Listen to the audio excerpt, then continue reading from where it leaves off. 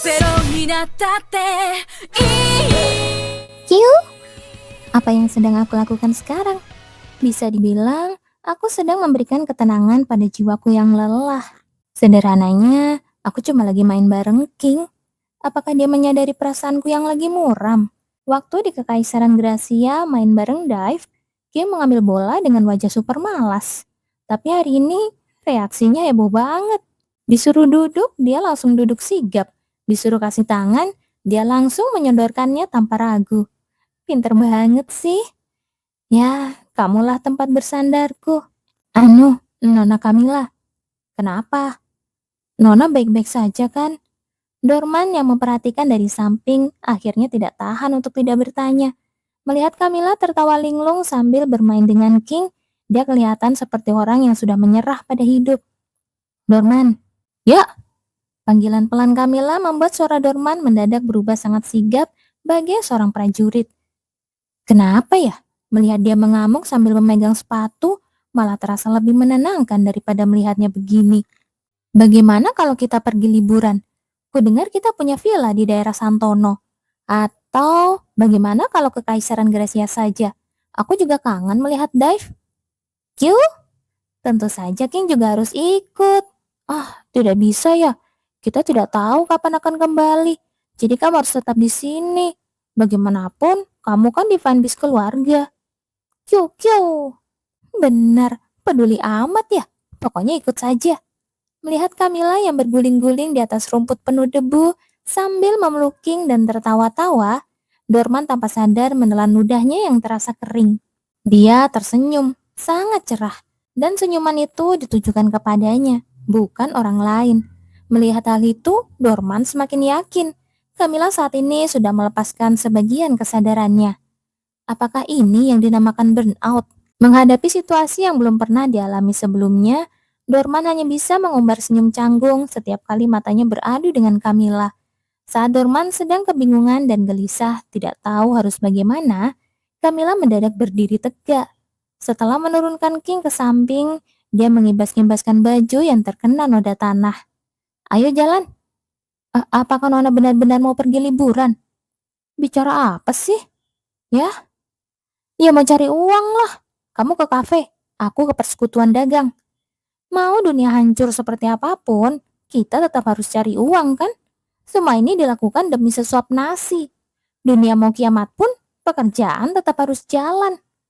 King, aku mau pergi cari uang yang banyak, jadi jaga rumah baik-baik ya. Q.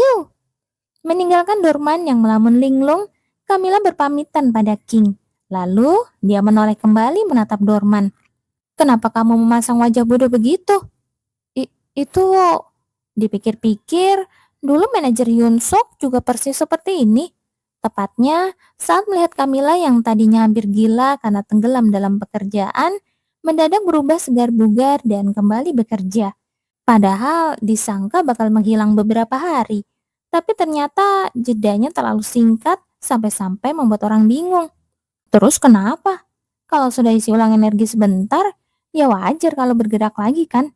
Manja-manja tidak jelas itu cuma kebiasaan anak-anak yang masih punya orang untuk memanjakan mereka.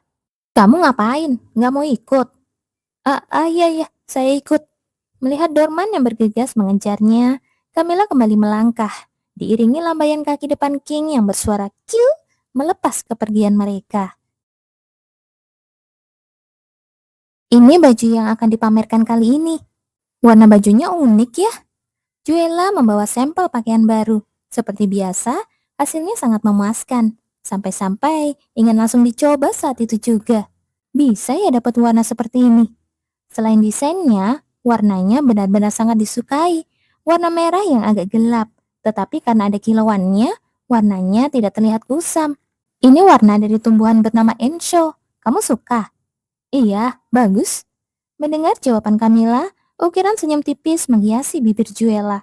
Kalau Camilla suka, pasti orang-orang juga akan menyukainya, karena seleranya selalu akurat. Dalam waktu dekat aku bakal buat yang lain lagi. Kenapa? Melihat Camilla diam sejenak seperti sedang memikirkan sesuatu, Juela memberikan tatapan heran. Di bawah tatapan itu, Camilla berdiri lalu mengambil sesuatu dari dalam laci meja. Apa ini? Baca saja. Juela dengan cepat memindai dokumen yang disodorkan. Awalnya dia membaca dengan santai, tetapi raut wajahnya langsung mengeras dalam sekejap. Ini Mantis Bakes, kakakmu. Dia main judi. Kamu lihat kan nominal yang tertulis di situ? Dokumen yang disodorkan Kamila singkatnya adalah surat utang. Dokumen yang menyatakan bahwa Mantis, kakak Juela, sekaligus putra sulung keluarga Bakes, meminjam uang di arena perjudian atas nama keluarganya. Kenapa pakai nama keluarga? Padahal dia punya harta dan bisnis sendiri.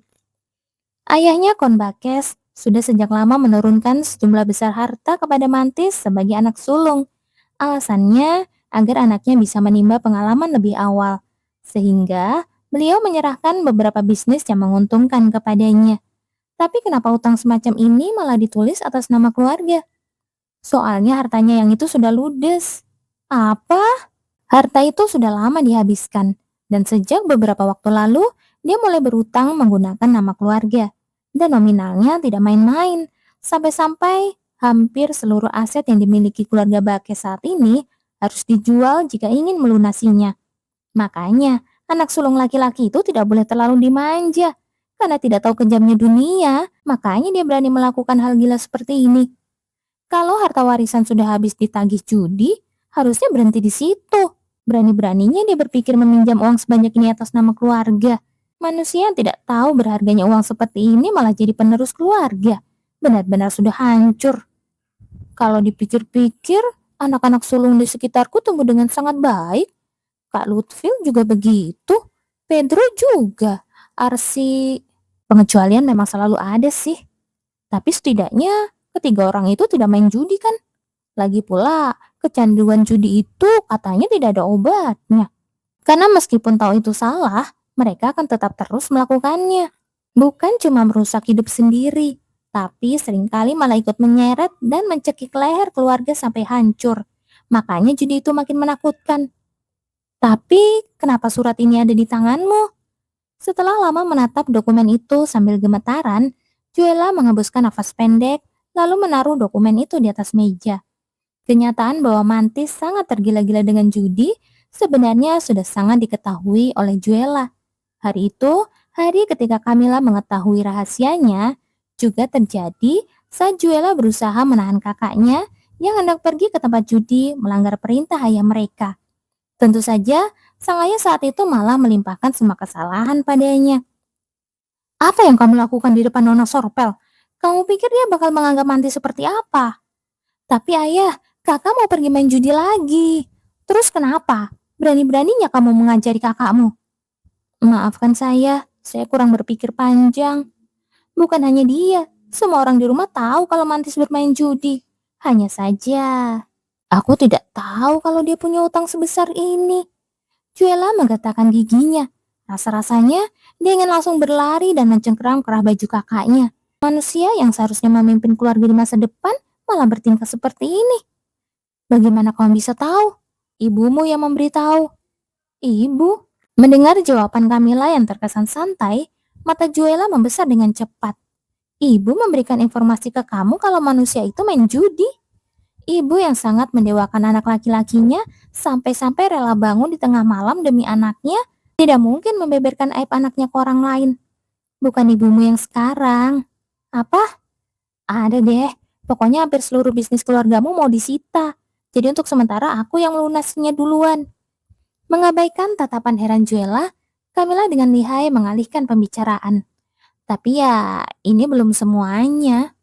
Belum semuanya, masih ada lagi. Tangan Juela mengepal erat. Seberapa banyak utang yang dibuatnya? Selain tempat ini, masih ada 7 tempat lagi. Nominal yang di sini memang yang paling besar, tapi tempat lain juga tidak kalah besar. Sudah jauh melampaui batas kemampuan kakakmu. Sinting. Juela berusaha menahan umpatan yang hampir meledak dari mulutnya. Manusia gila itu, dengan kondisi begini, masih bisa pulang ke rumah, makan dengan tenang, dan tidur nyenyak tanpa beban. Yang lain belum aku selesaikan. Aku cuma memadamkan api yang paling darurat. Kenapa kamu melakukan ini? Raut wajah Juela makin mengeras. Dia tidak ingin berutang budi sebesar ini pada Kamila. Bukan karena dia membencinya seperti dulu. Ini kan bukan masalah yang harus kamu urusi. Justru sebaliknya, dia ingin berdiri lebih setara dengan Camilla. Dia ingin dianggap sebagai orang yang bisa diandalkan. Dengan begitu, dia bisa terus berada di sisinya. Rasa sedih yang tidak tersampaikan mendadak membuncah hingga matanya berkaca-kaca. Tetapi kalimat Camilla selanjutnya langsung membuat air matanya surut seketika. Ini tidak gratis kok. Apa? Kamu tahu kan aku paling benci membuang-buang uang? Kalau begitu, aku mau mengubah rasio keuntungan penjualan agar lebih menguntungkanku. Soal detailnya, bicarakan saja dengan Chris. Tapi hal itu kan sudah pernah kuajukan sebelumnya. Rasio bagian yang kuambil terlalu besar. Dan waktu itu aku menolaknya kan? Kamu bukannya kemarin sudah kukatakan, jangan menurunkan nilaimu sendiri. Juela tidak sanggup berkata apa-apa lagi. Mengubah rasio keuntungan hanyalah istilah halus. Sejak awal, pembagian keuntungan 50-50 saja sudah merupakan kontrak yang sangat menguntungkan baginya. Mulai dari membuka salon busana, operasional, promosi, distribusi, hingga pengadaan bahan baku, semuanya ditanggung oleh Camilla dan persekutuan dagang hantu. Juela hanya perlu memikirkan desain dan membuat pakaian saja. Tapi sekarang, Camilla berniat membereskan situasi gila ini hanya dengan meminta sedikit tambahan rasio keuntungan. Kenapa sampai sejauh ini? Camilla, ini sih. Juela menggelengkan kepalanya kuat-kuat karena merasa hal ini benar-benar tidak benar. Melihat itu, Camilla berdecak pelan. Kan sudah aku bilang tadi, aku paling benci membuang-buang uang. Aku ini bukan dermawan. Kalau begitu kenapa kamu sampai begini? Aku sedang berinvestasi padamu.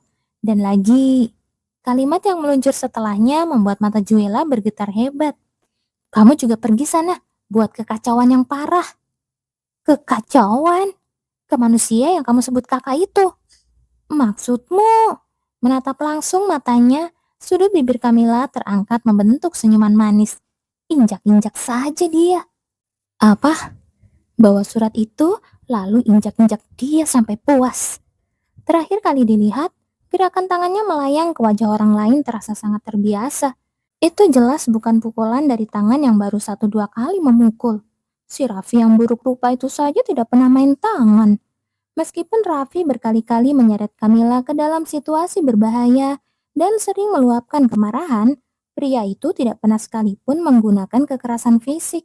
Hal yang sama berlaku untuk Duk Sorpel dan Lutfil. Separah apapun Camilla membuat masalah dan memusingkan kepala mereka, mereka tidak pernah sekalipun melayangkan tangan padanya. Apakah manusia itu berani sembarangan main tangan ke orang lain di luar sana? Mana mungkin. Dia bertindak begitu hanya karena tahu kamu tidak bisa melawan. Jadi dia mabuk oleh kekuasaannya sendiri dan bertingkah tanpa tahu diri. Bahkan Arsian yang dijuluki sebagai manusia paling tidak tahu diri di jagat raya pun tidak pernah asal melayangkan tinju tanpa alasan. Citra perusaknya terbentuk hanya karena dia suka menggonggong dan menggigit orang ke sana sini. Jika diteliti lagi, orang-orang yang diajar ASEAN hanya terdiri dari 2 jenis. Mereka yang bertingkah di depannya atau mereka yang memprovokasi di belakangnya. Istilah bertingkah itu sendiri merujuk pada orang-orang yang asal cerocos mengucapkan hal yang tidak seharusnya dikatakan. Kakakmu itu memang kepribadian dasarnya yang sudah hancur. Berani-beraninya main tangan. Judi, kekerasan, kebodohan, semua hal buruk terkumpul lengkap pada dirinya. Dia adalah jenis manusia bermasalah yang sudah tidak punya harapan untuk diperbaiki. Tahu begitu, waktu itu daripada pakai sol sepatu yang rata, harusnya aku pukul pakai tumit sepatu yang runcing. Padahal, kadang-kadang pukulan adalah obat yang paling ampuh. Namun sekarang pun belum terlambat. Kamu tahu apa jenis pukulan yang paling menyakitkan di dunia ini? Melihat Juela yang tampak sedikit melamun, Camilla tertawa kecil sambil mengibaskan dokumen utang judi itu perlahan. Uang, uang. Sambil menirukan kata itu dengan linglung, mata Juela perlahan melebar. Barulah saat itu dia memahami apa maksud ucapan Camilla. Menatap sosok Juela, Camilla menambahkan satu kalimat terakhir. Pergi dan hajar dia sepuas hatimu. Mantis! Dokumen-dokumen yang dilemparkan oleh Konbakes melayang berserakan memenuhi ruangan. Sebenarnya apa-apaan semua ini? Sayang, tenanglah dulu. Bagaimana bisa aku tenang? Coba lihat dokumen-dokumen ini. Berani-beraninya dia membuat penagih utang datang sampai kepadaku. Nominalnya juga sama sekali tidak kecil. Mantis pasti punya pertimbangannya sendiri. Kenapa kamu malah memojokkan anak kita seperti itu? Kasihan dia sampai ketakutan dan tidak bisa bicara dengan benar. Konbakes menelan kembali kemarahannya berkat ucapan sang istri. Namun berlawanan dengan perkataan Konbakes, bukannya ketakutan, Mantis justru memasang raut wajah yang sangat acuh tak acuh. Dia malah melemparkan tatapan jengkel ke arah ayahnya sendiri. Kenapa ayah harus membesar-besarkan hal sepele seperti ini sih? Apa katamu?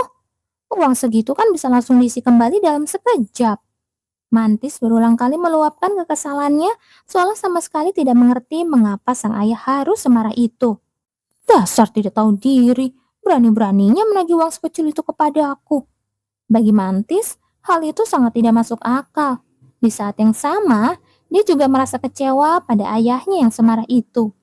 Bukankah dalam perjudian ada kalanya menang dan ada kalanya kalah? Nanti tinggal dimenangkan beberapa kali lipat untuk menutupinya. Selesai kan? Benar kata anak kita sayang, laki-laki kan wajar kalau sesekali bermain judi. Lihat nominalnya, kita harus menjual salah satu unit bisnis kita untuk melunasinya. Sebenarnya apa yang kamu lakukan dengan harta yang sudah kuberikan? Sampai-sampai kamu berutang atas nama keluarga.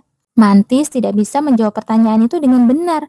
Dia sibuk menghindari tatapan mata Konbakes. Ada apa sih ayah? Apakah rumah kita sudah tidak punya uang lagi? Awalnya duduk di sudut ruangan dengan wajah acuh tak acuh, seolah tidak peduli dengan percekcokan mereka. Kairin baru memberikan respon setelah mendengar hal itu. Aku kan sudah bilang mau memesan baju di JL Shop kali ini. Baju di sana mahal sekali. Jangan bilang ayah mau membatalkannya. Aku sudah susah payah dapat antrian pesanannya. Melihat putri mereka yang tampak seperti akan menangis saat itu juga, Konbakes dan istrinya bergegas menghampirinya. Jangan khawatir sayang, kamu boleh memesan baju sebanyak yang kamu mau. Tentu saja, kalau putri kita mau beli, mana mungkin ada masalah. Yang benar. Tentu saja. Khawatir hati putri kecil mereka yang imut terluka, keduanya sibuk menenangkan Kairin. Kak Mantis sebenarnya melakukan hal bodoh apa sih di luar sana? Jangan sampai merugikan aku dong. Bisa diam tidak? Mantis, jangan membentak adikmu. Benar nak, dia kan satu-satunya adikmu. Kalian harus rukun. Sambil menenangkan Kairin, Kontes Bakes memberi teguran lewat tatapan mata kepada suaminya. Dia merasa tidak senang pada suaminya yang membuat keributan atas masalah sepele. Memangnya seberapa besar sih hutang judi itu sampai anak mereka harus dipojokkan seperti ini? Kan tinggal dilunasi saja secara perlahan. Bersamaan dengan ketukan pintu, seseorang melangkah masuk ke dalam ruangan. Orang itu adalah Juela. Kehadirannya seketika membuat udara di dalam ruangan berubah menjadi dingin.